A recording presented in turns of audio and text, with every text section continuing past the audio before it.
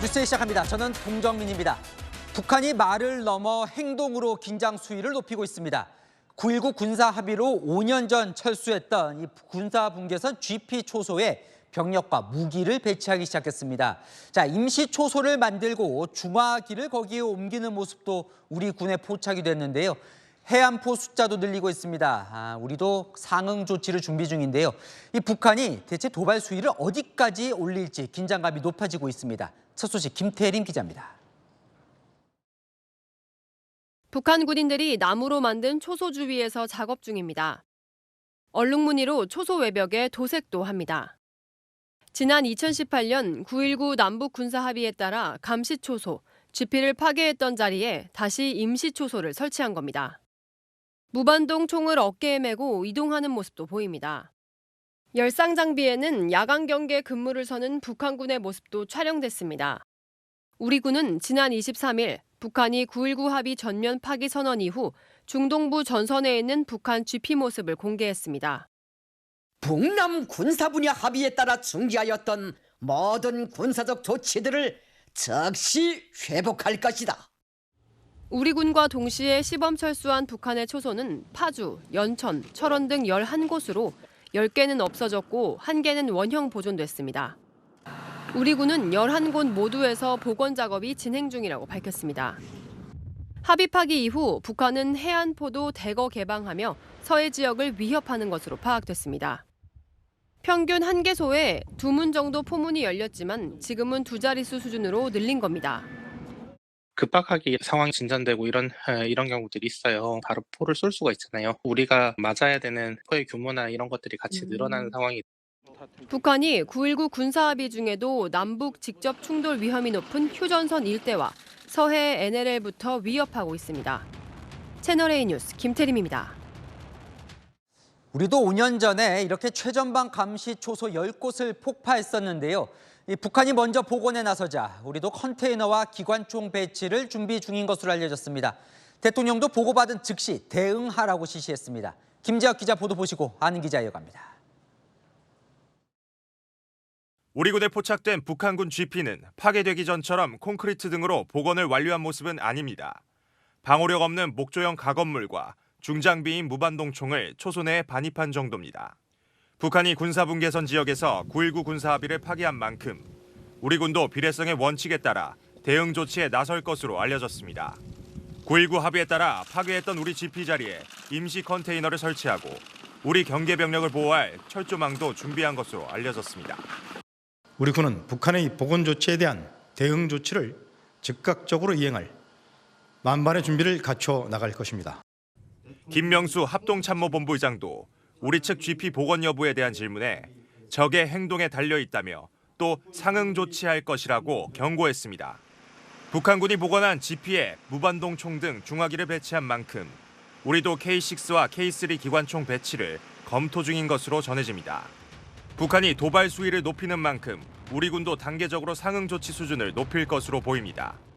포사격 훈련하고 그다음에 NLL 해상 적대행 금지 구역에서 훈련도 하고 긴장도를 올려가기 위한 살라미로 하기는 것으로 보여져요. 북한이 GP 복원 조치와 함께 JSA 비무장화도 무효화할 가능성이 있는 만큼 우리 군도 재무장화를 검토 중인 것으로 알려졌습니다. 채널A 뉴스 김재혁입니다.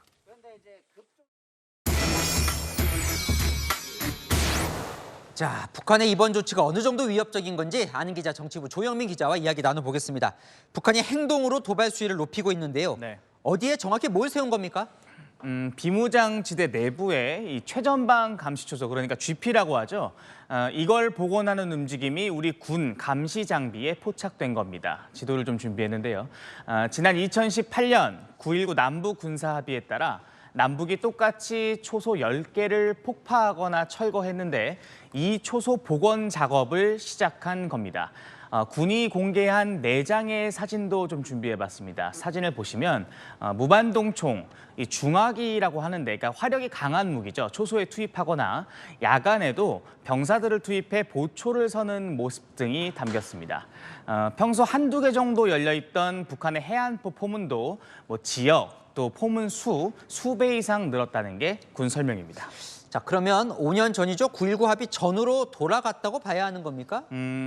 일단 5년 전 남북 양측이 GP를 철거했을 때 당시 영상을 좀 준비했습니다.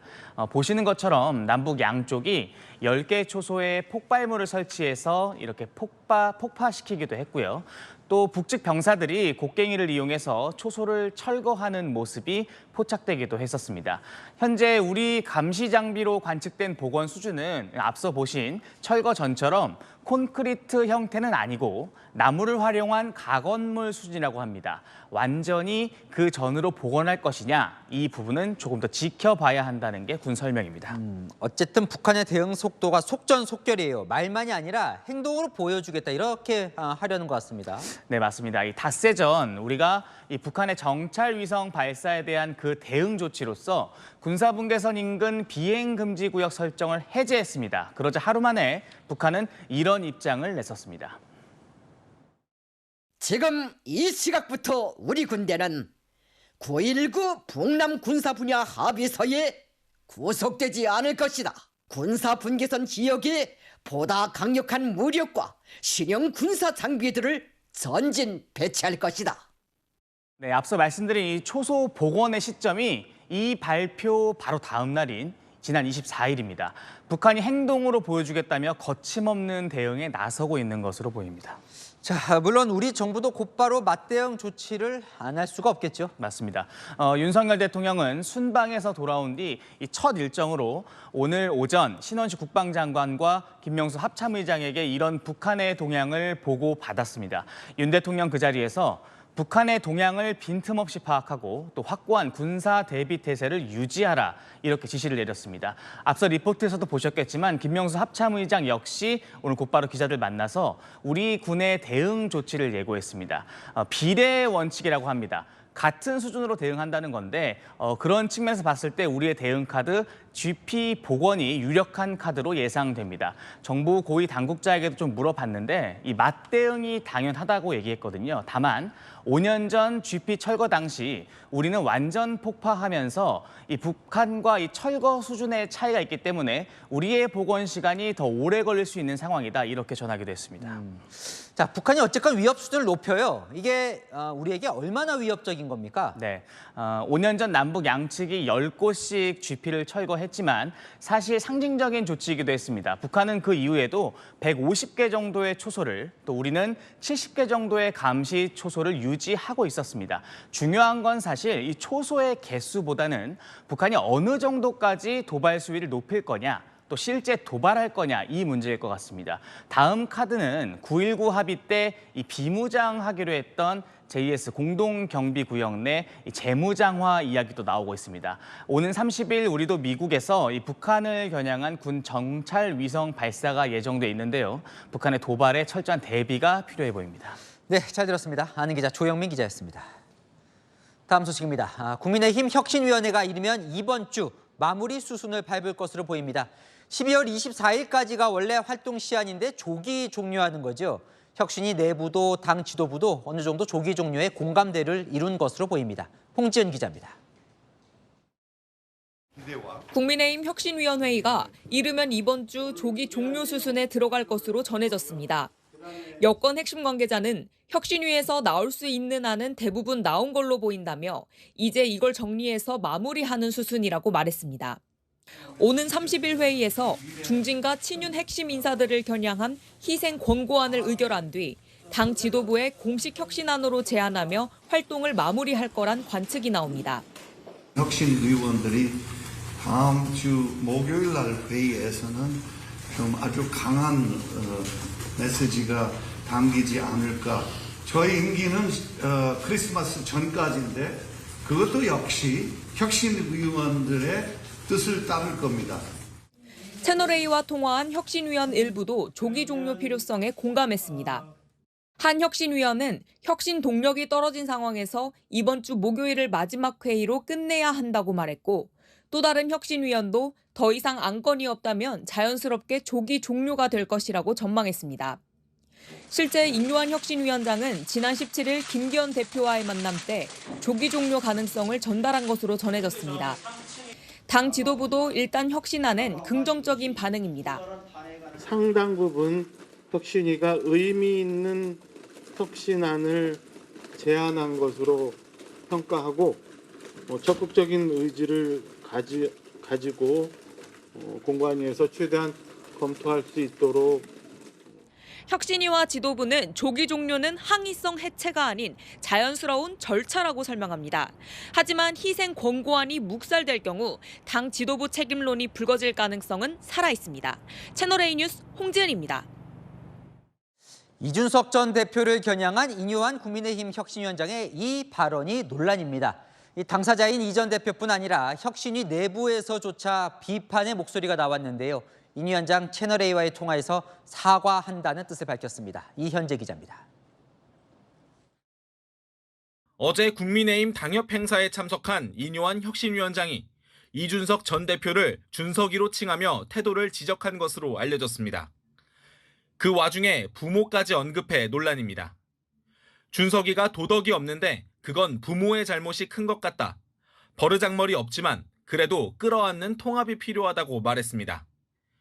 지난 4일 이 전 대표가 미스터 린턴으로 부르며 영어로 말한 것이 예의에 어긋난다고 지적하며 나온 말로 전해졌습니다. 이 전 대표는 즉각 정치하는데 부모 욕하는 사람은 처음 본다며 어디서 배워먹은 건지 모르겠다고 반발했습니다. 이준석계는 슈퍼 K 꼰대라고 비꼬았고 여권 내에서도 가족을 언급한 건 부적절하다는 비판이 이어졌습니다. 부모님이 자식 교육을 잘못시켰다느니 이런 것은 선을 넘어도 너무 많이 넘은 것이고요. 패드립이라고 해도 과언이 아닙니다. 이 부분은 조속하게 바로 잡으시는 것이 필요할 거다. 가족 명예에 대한 모욕이거든요. 그래서 이렇게 사과하는 게 저는 옳다고 봅니다. 혁신위 내부에서도 매우 부적절했다. 정치 경험이 없어서 말의 무게를 모르는 것 같다는 비판의 목소리가 나왔습니다. 예정된 일정을 취소하고 침묵을 이어가던 인 위원장은 채널A와의 통화에서 사과의 뜻을 밝혔습니다. 어른들이 잘못 가르치면 아이들이 잘못하는 뜻으로 얘기했는데 그 이준석 부모님을 끌어들인 건 정식 사과합니다. 한국의 밥상머리 교육을 언급하다 한 말이지만 부적절했다는 겁니다. 채널A 뉴스 이현재입니다. 자, 민주당은 지금까지 전당대회 때 이 대의원 한 표가 권리당원 60표의 힘을 갖고 있었습니다. 당원들이 반발하자 지도부는 오늘 대의원표 가치를 이렇게 낮추는 안을 통과시켰는데요. 이재명 대표 아예 1대1 등가로 가야 한다고 오늘 말하면서 강성 팬덤에 힘을 실는 거냐 당이 다시 시끄러워지고 있습니다. 이동은 기자입니다. 민주당이 당무위원회를 열어 전당대회에서 당 지도부를 뽑을 때 권리당원 권한을 높이는 당원당규 개정안을 의결했습니다. 현재 대의원 한 표는 권리당원 60표에 해당하는데 이 비율을 20대 1 미만으로 조정하는 것으로 권리당원 한 표 가치가 최소 3배 높아지는 겁니다. 이재명 대표는 1대 1까지 맞추겠다는 의지도 드러냈습니다. 대의원과 권리당원의 1인 1표제에 대한 열망이 매우 큰 건 사실인데 그 방향으로 가야 하긴 하겠지만 한 걸음씩 이렇게 점진적으로 바꿔나간다는 점들을 좀 이해하고. 권리당원 절반이 지난 대선 전후 가입한 만큼 이 대표 지지층의 입김을 키울 거란 관측이 나옵니다. 이 대표 팬카페 제명인의 마을에는 최종 목적지는 1대1, 다음 당대표 투표 전에 또 조정에 들어가야 한다 등 지지글이 이어졌습니다. 한 민주당 관계자는 총선 이후 차기 대표 선출에 영향을 줄 수 있다며 차기 대선을 위한 포석을 깐 것이라고 해석했습니다. 비명계는 총선을 앞둔 통과 시점에 문제 제기를 했습니다. 자기 공천이 목전에 지금 차오르는 그런 상황이라 가지고 여기에 대고 감히 이거 안 된다고 지금 누가 얘기를 하겠습니까? 권리당원 권한 강화안은 다음 달 7일 중앙위에서 온라인 투표를 거쳐 최종 확정되는데 한 비명계 의원은 결과를 장담할 수 없다고 전망했습니다. 채널A 뉴스 이동은입니다. 이재명 민주당 대표의 쌍방울 대북 송금 의혹을 수사하던 이정섭 수원지검 2차장 교체가 됐지요.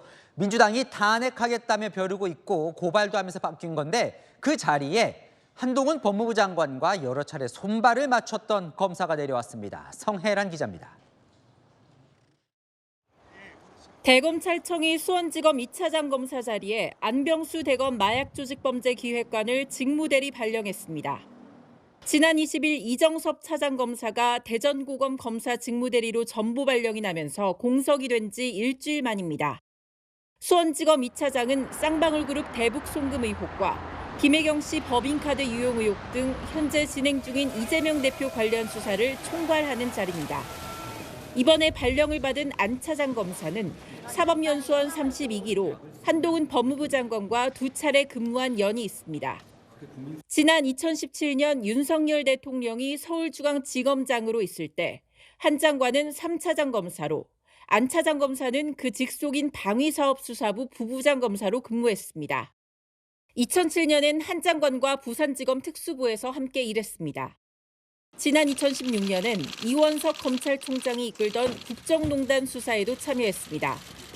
대검찰청은 수원지검의 업무량과 주요 사건 신속 처리 필요성 등을 고려해 별도 발령을 낸 것이라며 확대 해석을 경계했습니다. 반부패 수사 전문 신봉수 지검장이 이재명 수사를 직접 챙기고 있는 가운데 합의 맞는 안 차장 검사의 수사팀장 투입으로 수사에 속도가 붙을 것으로 보입니다.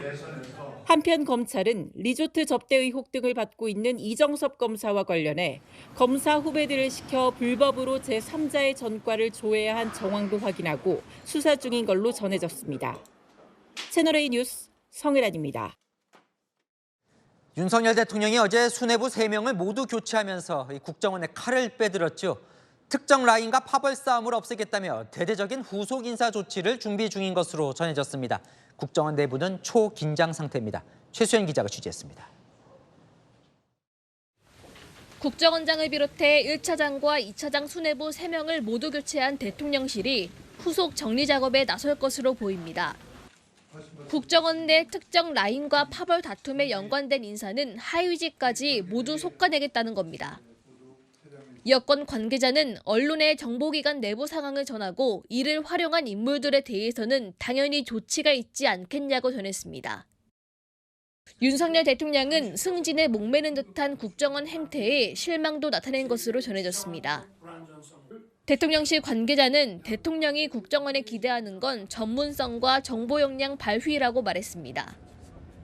또 다른 여권 인사는 물갈이가 정권 교체 수준에 준하는 대대적인 규모가 될 것이라며 신임 원장이 오면 본격적인 인사가 이뤄질 것이라고 말했습니다. 국정원 내부는 긴장하는 분위기가 역력합니다. 한 국정원 인사는 업무가 손에 잡히지 않는다며 지금은 성과를 내기보다는 사고를 안 치고 찍히지 않는 게 더 중요하다고 말했습니다. 국정원 인사가 물꼬를 트면서 대통령실의 인적 개편과 장관 교체도 빨라질 것으로 보입니다. 대통령실의 수석급 인사 개편은 이르면 다음 주 진행될 예정인데 수석 5명의 교체가 유력합니다.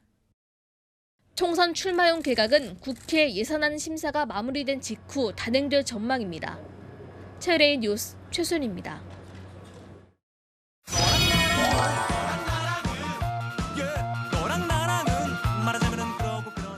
네, 윤수민 기자와 열왕야랑 시작합니다. 첫 번째 주제 보겠습니다.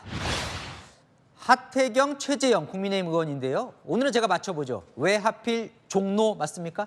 네, 맞습니다. 오늘 하태경 의원이 내년 총선에 서울 종로에 출마하겠다고 밝혔습니다. 하 의원이 밝힌 이유는 이렇습니다. 종로 출마로 우리 당 수도권 승리의 견인차가 되겠습니다. 종로를 빼앗긴 채로는 수도권 정당이라고 할 수 없습니다. 자, 험지로 가겠다고 했었어요. 그런데 서울 종로는 현역이 국민의힘 같은 당 최재형 의원이에요. 네, 이 최 의원이 지난 보궐선거 때 이 종로구에서 큰 차이로 당선됐었죠.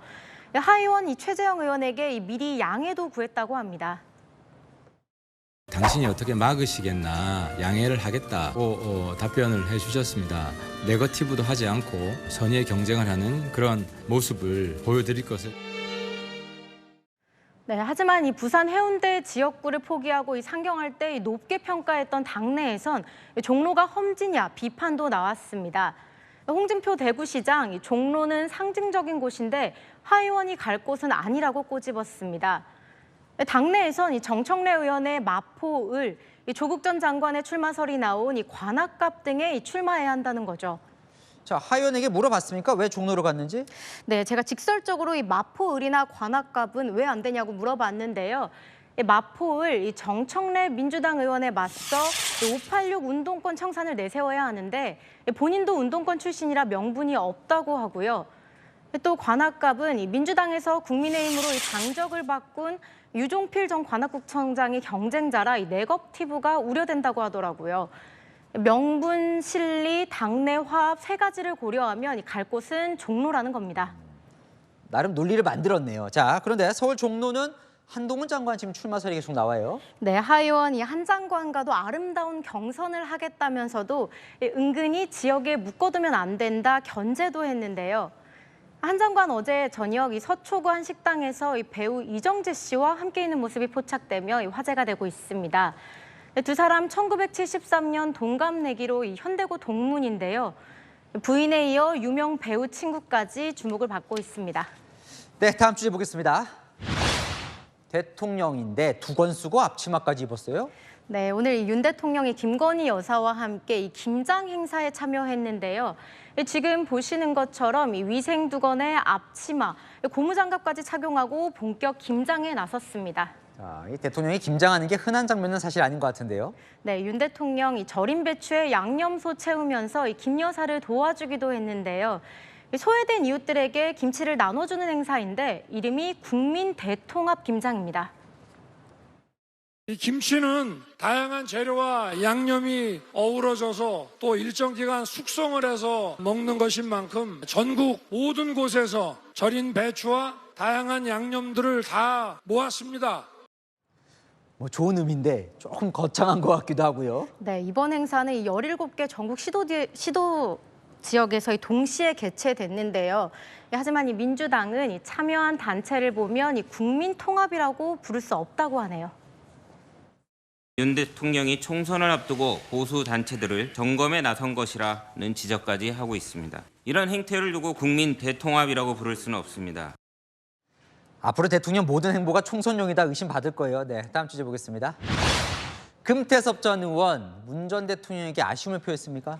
네, 한때 민주당 소속이었던 이 금 전 의원이 신당을 준비하고 있죠. 오늘 문재인 전 대통령을 향해 아쉽다면서 생각이 없으시는 거냐는 말까지 했는데요. 그 이유 들어보시죠. 정말 아쉬운 거는 문재인 대통령의 상징적인 조치도 필요하다고 봅니다. 조국 사태를 일으킨 장본인이잖아요. 그런데도 최근까지도 조국 전 장관 만나서 하는 걸 보면 전직 대통령으로서 국가 원로로서 과연 아무 생각이 없으신 건가. 네, 조 전 장관이 평산 책방에서 최근 사인회를 가지면서 문 전 대통령이 조 전 장관 출마에 힘을 실어준 거라는 평가가 나왔죠. 금 전 의원이 이렇게 얘기를 하더군요. 조 전 장관이야 개인 판단이더라도 전직 대통령은 분명히 의견을 내줘야 한다. 네, 조 전 장관을 향해서도 이 쓴소리를 했습니다. 공적인 책임이라는 것이 있습니다. 한 번도 본인의 혐의에 대해서 이렇다 저렇다 말씀은 안 하셨거든요. 최근에는 정경심 교수 책도 나왔는데 이게 진짜 맞는 건가? 네, 억울하다면서 이 조 전 장관, 딸, 부인 모두 이 책도 내고 명예회복을 언급하는데요. 재판은 대부분 이 유죄 판결을 내리고 있죠. 조국 사태에 대한 공적 책임에선 이 본인도 전 대통령도 자유로울 수 없을 것 같습니다. 네, 지금까지 야랑야랑이었습니다. 네, 2030년 세계박람회 개최지 결정이 하루 앞으로 다가왔습니다. 개최지 선정 투표가 진행되는 프랑스 파리에선 막판 유치 총력전이 한창인데요. 우리 정부는 막판 역전을 노리며 지지를 호소하고 있습니다. 파리에서 조은하 특파원입니다. 국제박람회기구 총회장 앞에 부산은 준비됐다고 적힌 포스터가 시선을 사로잡습니다. 총회장 로비는 각국 관계자들이 분주히 움직이는 등 이른 아침부터 긴장감이 감돌고 있습니다. 한덕수 국무총리 등 정부 고위 인사부터 공동유치위원장인 최태원 대한상의 회장 등 재계 총수들도 한 팀에 이루어 득표권을 준 국제박람회기구 회원국 대표들의 최후의 한 표를 호소하고 있습니다. 동선과 전략 노출은 최소화하는 극비 외교가 핵심입니다. 단 한 표라도 더 모으기 위해 가능한 모든 국가들과 마주 앉을 예정입니다. 부산 엑스포를 통해 한국과의 비즈니스 기회를 더욱 확대하자고 설득한다는 전략입니다. 조금 전 시작된 최종 리허설은 우리나라 부산에 이어 이탈리아 로마, 사우디아라비아 리야드 순으로 진행되고 있습니다. 총회장 밖 장회 홍보도 치열합니다. LG그룹은 부산 엑스포 홍보 전용 버스 2030대를 파리 주요 도로에 투입했고 개최 도시인 부산시는 노트르담 성당, 루브르 박물관 등 유명 관광지에서 한복 체험 행사를 엽니다. 사우디아라비아도 리야드 홍보 차량과 5개 간판을 곳곳에 배치하며 맞불을 놓고 있습니다. 이제 최종 결과 발표까지 딱 하루가 남았습니다. 각국이 마지막 순간까지 유치의 사활을 걸고 있어 이곳 파리는 긴장감이 높아지고 있습니다. 파리에서 채널A 뉴스 조은아입니다. 이스라엘과 하마스가 합의한 교전 중지 내일이면 끝납니다. 양측 모두 연장 가능성을 내비치고 있습니다. 하마스가 추가로 풀어줄 인질을 확보하고 있는지가 변수로 부상했습니다. 정다은 기자입니다. 하마스로부터 풀려난 인질들을 태운 차량이 지나가자 수백 명이 환호하며 맞이합니다. 교전 중지 3일차인 현지 시간 어제 이스라엘 국적 13명을 포함한 17명이 풀려났고 이스라엘에 있던 팔레스타인 수감자 39명도 석방됐습니다. 풀려난 인질 중 미국 이중 국적자 4살 여자아이도 포함됐습니다. That's my goal. That's our goal, to keep this pause going beyond tomorrow so that we can continue to see more hostages come out and surge more humanitarian relief into those who in need in Gaza. 인질들이 어디에서 어떤 생활을 했는진 현재 기밀에 붙여져 있지만 의자 3개를 이어붙인 간이 침대에서 자야 했다고 인질 가족들은 전했습니다. 일부 인질은 체중이 줄어 수척해진 모습으로 돌아온 것으로 알려졌습니다. 교전 중지 종료를 앞두고 하마스는 성명을 통해 교전 중지 기간을 연장하는 걸 추진하고 있다고 밝혔습니다. 2일에서 4일 정도 기간을 연장하고 인질 20명에서 40명을 추가로 석방할 가능성이 제기됩니다. 앞서 이스라엘은 최장 열흘까지 교전 중지 기간을 정한 가운데 연장 의사가 있음을 다시 밝혔습니다. צריך להגיד, יש גם מתווה שאומר שאפשר לשחרר כל יום נוסף עוד 10. זה דבר מבורך. 다만 하마스가 추가로 풀어줄 인질 신병 확보 여부가 핵심 변수가 될 전망입니다. They kind of said that they don't know where the whereabouts are.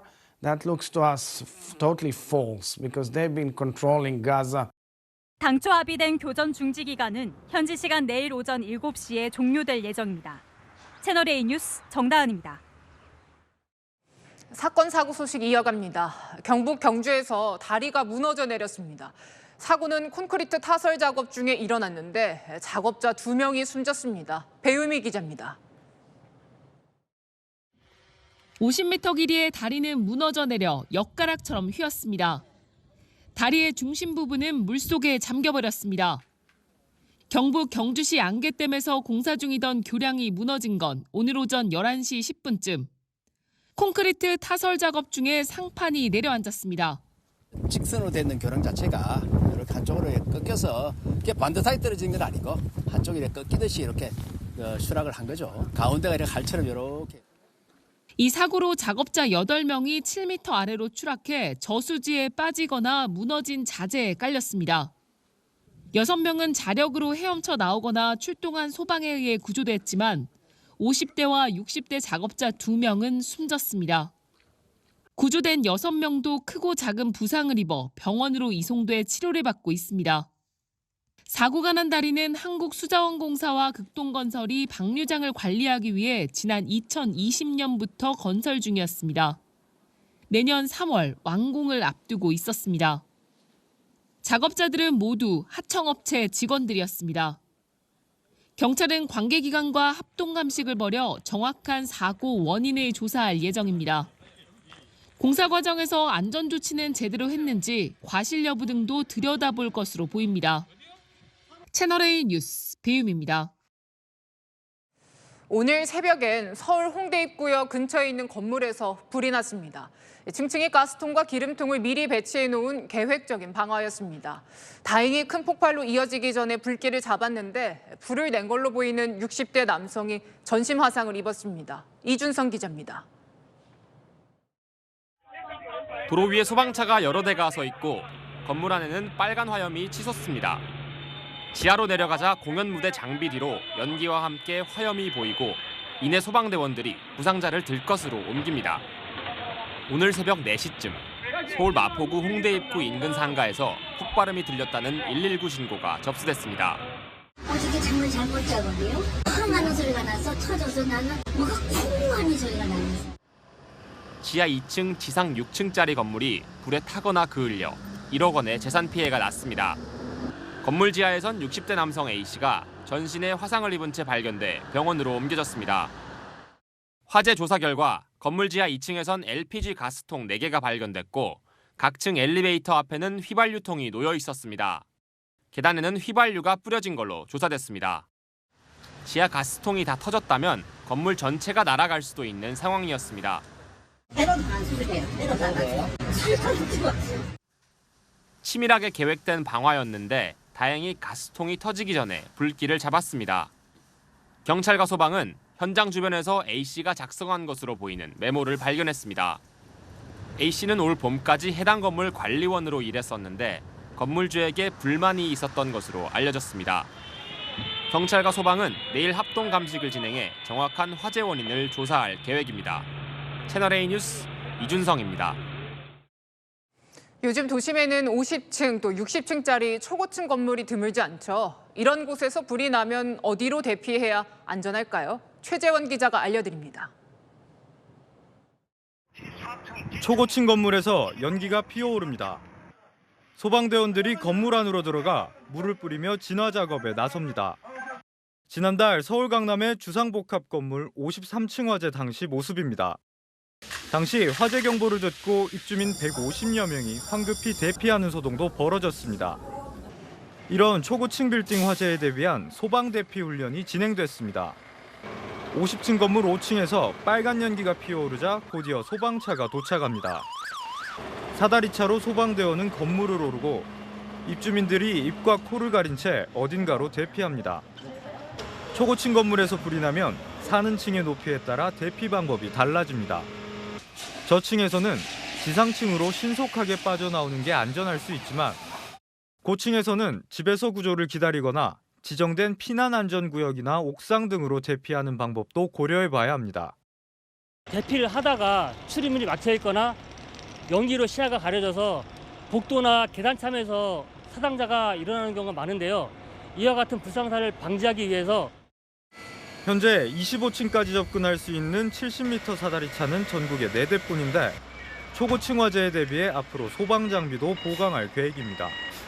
채널A 뉴스 최재원입니다. 서울 용산 곳곳에 갑자기 이갈이라고 적힌 낙서가 등장해서 경찰이 수사에 나섰습니다. 낙서가 확인된 장소가 150곳이 넘는데 범인을 잡고 보니 30대 미국인 남성이었습니다. 이기상 기자가 보도합니다. 건물 한층 벽면을 가득 채운 하얀색 낙서. 이갈이라고 쓰인 뜻모를 낙서가 서울 이태원 골목 곳곳에 그려졌습니다. 좀 예쁘게 멋있게 했으면 좋았을 텐데 솔직히 그렇지는 않잖아요. 우리가 좀 안 좋은 것 같아요. 주택가 담벼락, 도로 노면, 상점 셔터나 슈퍼마켓 냉장고까지 낙서 신고를 받은 경찰이 집계한 것만 155곳에 이릅니다. 여기 버스 정류장에도 길 건너편 건물 벽에 있는 것과 같은 낙서가 그려져 있습니다. 경찰이 CCTV 동선 등을 추적해 지난달 관광비자로 입국한 30대 미국인 남성을 범인으로 붙잡았습니다. 남성은 자신이 이갈이 환자여서 질병에 대한 경각심을 주려고 했다고 말했습니다. 남성은 지난해 10월에도 입국해 같은 낙서를 한 것으로 조사됐습니다. 남성은 경찰에 검거된 뒤 재물 손괴 등의 혐의로 입건됐는데 조사받던 중에도 부산으로 놀러가 똑같은 낙서를 하고 곳곳에 스티커까지 붙인 것으로 드러났습니다. 남성은 직업도 있고 정신질환 역시 없는 것으로 확인됐습니다. 경찰은 남성을 출국 정지하고 추가로 낙서한 곳을 찾는 등 수사를 이어가고 있습니다. 채널A 뉴스 이기상입니다. 마약 투약 혐의로 입건된 가수 지드래곤 권지용 씨에 대한 출국 금지 조치가 풀렸습니다. 반면 배우 이선균 씨는 출국 금지가 연장됐는데요. 두 사람에 대한 경찰의 처분 방향이 엇갈리는 것 아니냐는 관측이 나옵니다. 조현진 기자입니다. 인천경찰청 마약범죄수사계가 지난 25일로 만료된 가수 지드래곤 권지용 씨의 출국 금지 기간을 연장하지 않기로 했습니다. 마약 투약 혐의로 형사 입건된 권 씨의 출국 금지 해제는 지난달 26일 이후 한 달 만입니다. 수사기관은 범죄 수사를 위해 1개월 단위로 법무부 장관에게 출국 금지를 요청할 수 있으며 연장 신청도 가능합니다. 경찰은 권 씨와 같이 마약 투약 혐의로 입건된 배우 이선균 씨에 대한 출국 금지는 최근 법무부에 연장 신청을 마친 것으로 확인됐습니다. 마약 투약 검사에서 모두 음성이 나온 두 사람에 대한 다른 조치를 두고 수사 방향이 엇갈릴 것이라는 전망이 나옵니다. 두 사람과 연루된 유흥업소 여실장 A씨가 권지용 씨에 대해선 마약 투약이 의심된다고 진술했을 뿐입니다. 이선균 씨에 대해선 마약 투약 관련 정황 진술과 함께 3억 5천만 원을 건네받은 사실도 드러났습니다. 권 씨에 대해선 무혐의 처분 가능성도 제기됩니다. 다만 경찰 고위 관계자는 오늘 기자간담회에서 권 씨 사건에 대해 아직 결론은 유보한다고 여지를 남겼습니다. 음성이라고 해서 여러 정황상 마약을 투약한 사실이 분명하다면 불기소로 송치하는 건 맞지 않다며 계속 수사 가능성도 언급한 겁니다. 이런 가운데 유흥업소 여실장 A씨에게 필로폰과 대마, 케타민 등을 공급한 혐의를 받는 성형외과 의사 B씨에 대한 사전 구속영장 실질심사가 인천지방법원에서 열렸습니다.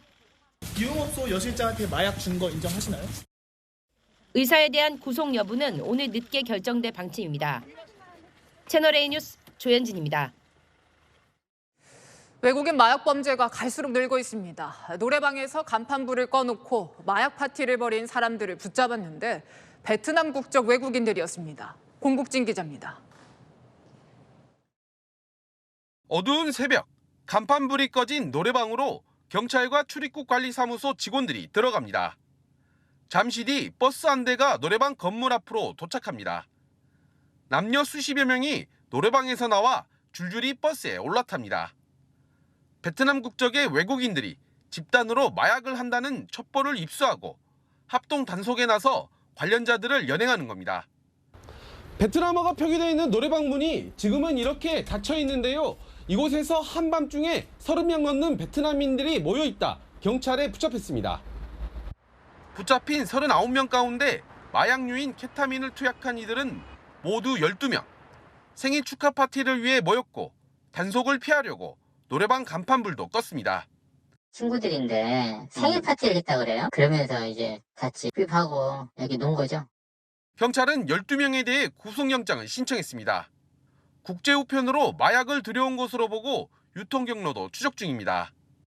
지난해 외국인 마약 사범은 모두 2,573명, 5년 전 938명에 비해 3배 가까이 늘었습니다.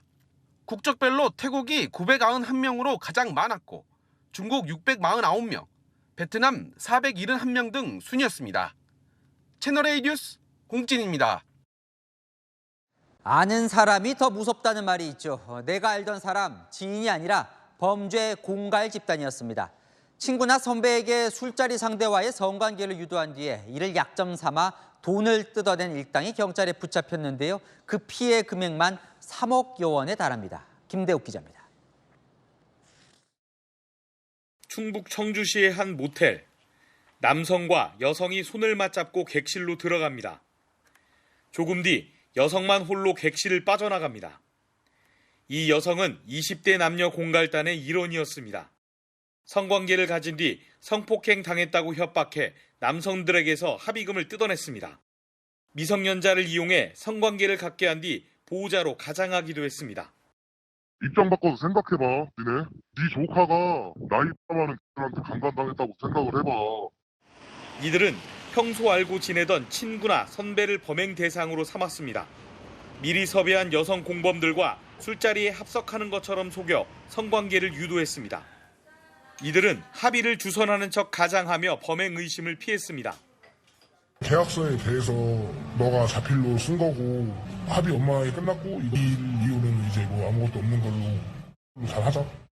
피해 남성들에게 마약류인 졸피뎀을 몰래 먹여 정신을 잃게 해 당시 상황을 기억하지 못하도록 하는 수법도 썼습니다. 그 뒤론 성폭행에 마약 혐의까지 씌우겠다고 협박했습니다. 피해 남성의 경제 형편 등까지 감안해 합의금을 얼마나 받아낼지도 미리 정해뒀습니다. 이런 방식으로 대부분 20대인 피해 남성 28명에게 총 3억여 원을 빼앗았습니다. 오랜 기간 그 사람의 성향과 그 다음에 경제적인 여건이라든지 직장 관계 이런 걸 다 교묘하게 활용해서 그 범행을 설계했고. 경찰은 총책 등 4명을 구속하고 나머지 24명을 불구속 입건했습니다. 채널A 뉴스 김대욱입니다. 한 차량이 앞서가는 오토바이를 어이없이 들이받습니다. 운전자에게 술을 마셨느냐 물어도 아니라고 딱 잡았대는데요. 음주 측정 결과 면허 취소 수준의 만취 상태였습니다. 장호림 기자입니다. 지난 19일 자정 무렵 경기도 수원 배달 오토바이 한 대가 빨간불에 멈춰섭니다. 그때 뒤따라오던 검은색 승용차가 속도를 줄이지 않고 그대로 오토바이를 들이받습니다. 바닥에 쓰러지며 오토바이에 깔린 운전자는 고통스러워합니다. 나 차가 박았어. 잠시 뒤 승용차 운전자가 다가오더니 손가락에 담배를 끼운 채 오토바이 운전자 상태를 살핍니다. 옆에서 지켜보던 시민이 119부터 부르라 재촉하지만 승용차 운전자는 멍하니 지켜만 봅니다.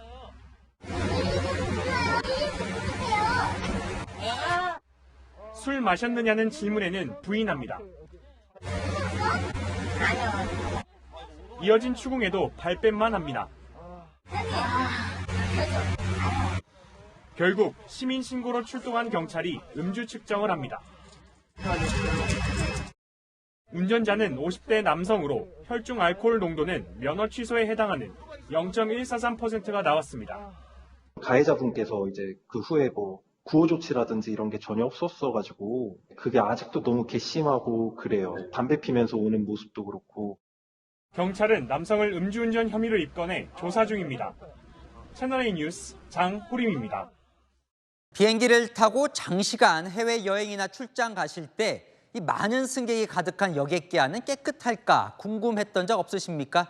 질병청이 조사를 해봤더니 이 여객기 8편 중 1편에서 대장균 등 병원성 세균이 발견됐습니다. 김용선 기자입니다.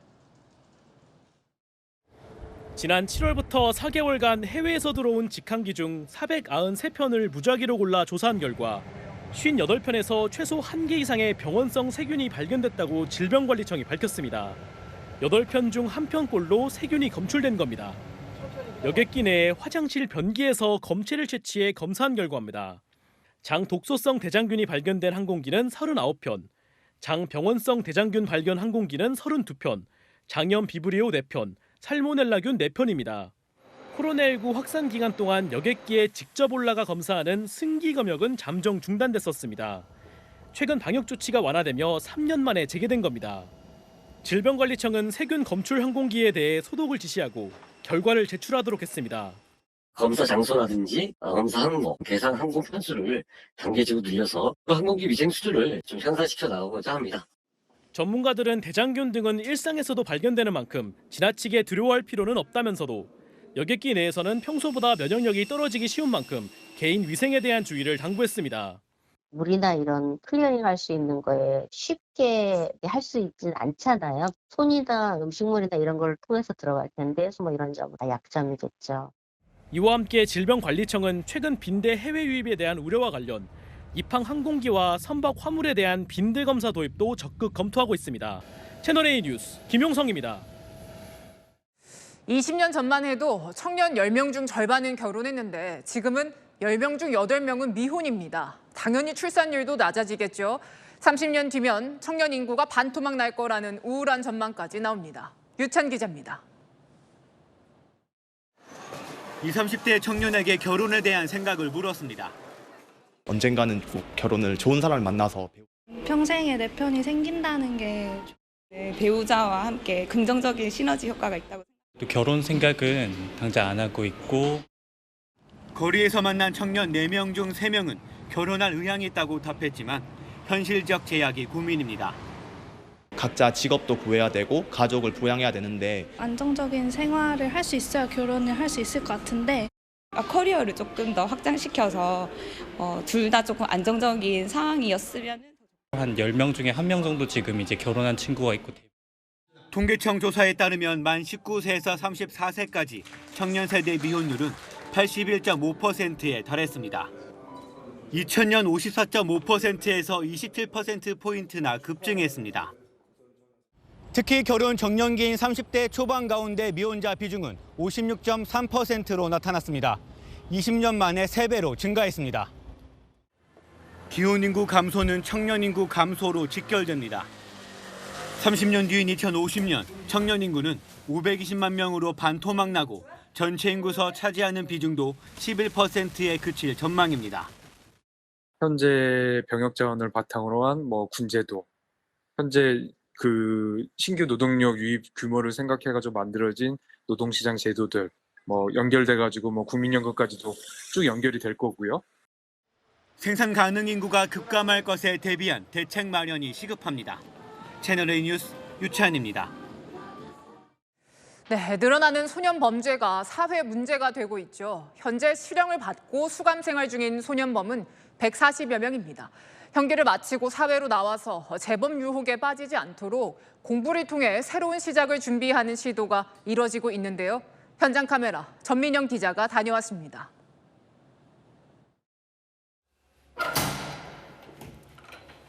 창살과 자물쇠로 잠긴 이곳은 소년교도소에 있는 학교입니다. 소년범에게 수능 공부를 가르치고 사회로 잘 돌아갈 수 있도록 돕는 곳인데요. 현장으로 가보겠습니다.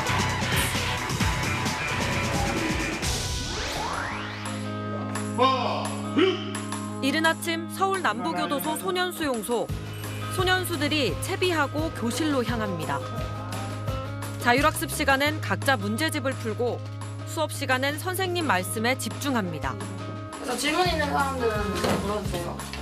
지금 학생들 예체능 수업 땐 바이올린도 배웁니다. 매년 발생하는 소년 범죄는 5만여 건. 이 중 실형을 선고받고 수감 생활을 하는 소년 수는 140여 명입니다.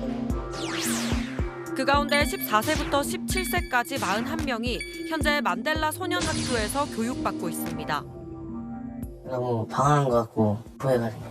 제가 노력해도 안 될 거라 생각했던 영어 단어 같은 것들도 다 외워졌고 옛날에 꿈었던 꿈도 다시 꿀 수 있게 됐고 20세 미만 수형자가 다시 복역하는 비율은 50%에 달합니다. 다른 연령대와 비교하면 2배 정도 많습니다. 어린 나이에 범죄자가 된 이들이 사회에 나와 할 수 있는 일이 많지 않기 때문입니다. 기술 자격증을 따게 하고 직업 교육도 해주지만 그늘진 삶 자체를 바꾸긴 쉽지 않습니다. 직업을 갖거나 어떤 사회생활을 하기 위해서 필요한 그 지식 자체를 얻는 것 자체가 안 돼 있는 아이들이기 때문에 그거부터 시작을 하는 거예요. 그래서 인문학 교육부터 시작. 결국 교과 교육이 돌파구인데 당국은 이 역시도 범죄 행위 반성이 먼저라고 말합니다. 피해자 반성이 우선이다. 반성하고 공부를 이어가면서 사회에 나가서 어떻게 사회 구성으로 살아갈 수 있도록 그 역할도 계속 우리가 교육을 하고 있습니다. 잘못한 건 다 인정하고 앞으로 반성 많이 할 거고 항상 피해자분들께 죄송하다는 마음을 갖고 살고 싶어요. 이런 배움이 소년범들의 재범을 낮출지 앞으로 지켜볼 대목입니다. 현장 카메라 전민영입니다.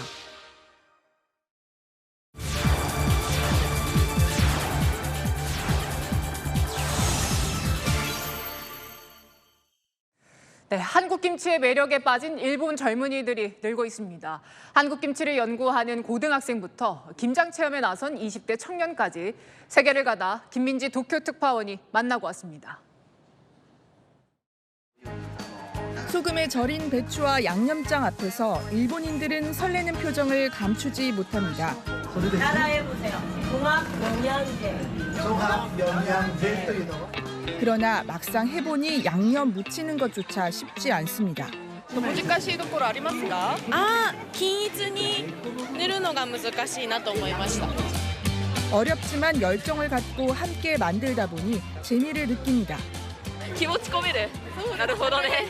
愛情ね。 일본 시민들이 직접 만든 김치입니다. 한국 김치의 날을 맞아 도쿄 신주쿠 번화가 한복판에서 김치 축제가 열린 건 이번이 처음입니다.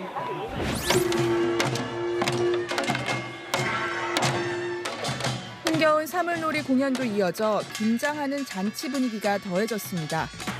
150kg 김치를 만든 일본인들은 150명. 대부분 젊은 세대로 K-팝이나 한국 드라마에 익숙해 김치는 일본의 기무치보다 더 맛있게 느껴집니다. 日本人が韓国寄りになってるかなと思いますね。今は日本の人が韓国に合わせてるのかなって。 한류 문화를 적극 소비하는 일본 젊은이들은 김치도 한국식으로 즐깁니다. 한국의 다양한 음식을 접하다 보니 매운맛에 자연스럽게 익숙해진 겁니다.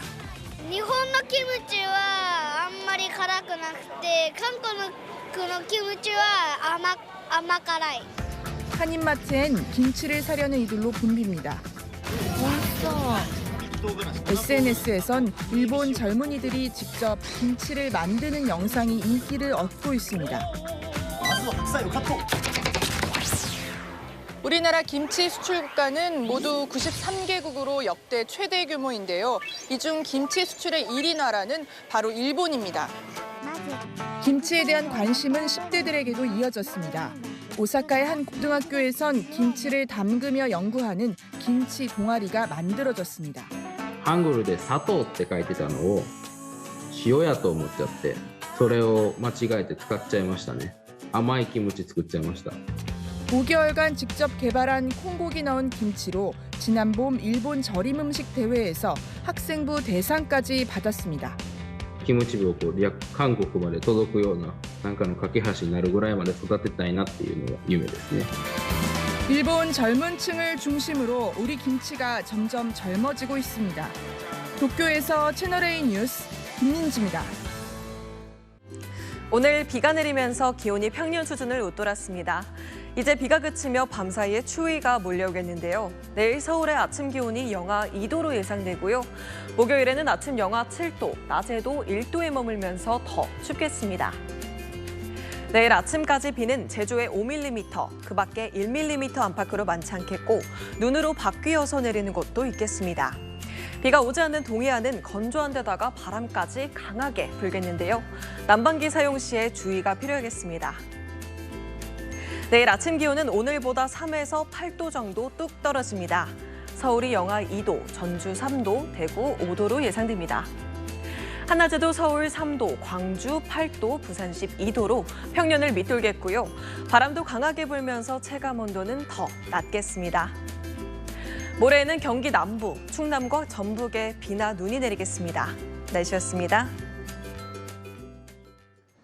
소리 없이 별로 남은 그대들의 길을 쫓아 조국을 지키는데 헌신하리라. 국정원 활동 중 이름 없이 숨진 요원들을 추모하는 글귀입니다. 직원들은 이렇게 안보의 최전선에서 목숨 걸고 일하는데 이 수뇌부에선 1년 내내 라인이다, 파벌이다 싸우는 소리만 들려왔습니다. 수뇌부 교체가 됐죠. 국정원 본래의 임무로 돌아와야겠습니다. 마침표 찍겠습니다. 은밀하게, 위대하게. 뉴스에 마칩니다. 감사합니다.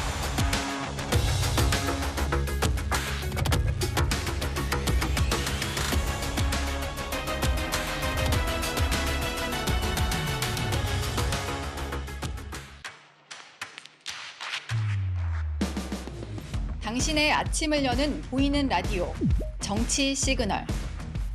시사 보도의 최강자, 김진의 돌직구쇼. 돌직구쇼의 연장전, 더 남아. 생생한 뉴스 현장을 전한다. 뉴스의 라이브. 시사 보도의 강력한 한방, 강력한 4팀. 오늘의 10가지 뉴스. 대한민국 대표 뉴스쇼, 뉴스 탑10. 오전 8시부터 하루를 함께하는 채널A 시사 보도. 9월 4일부터 출격!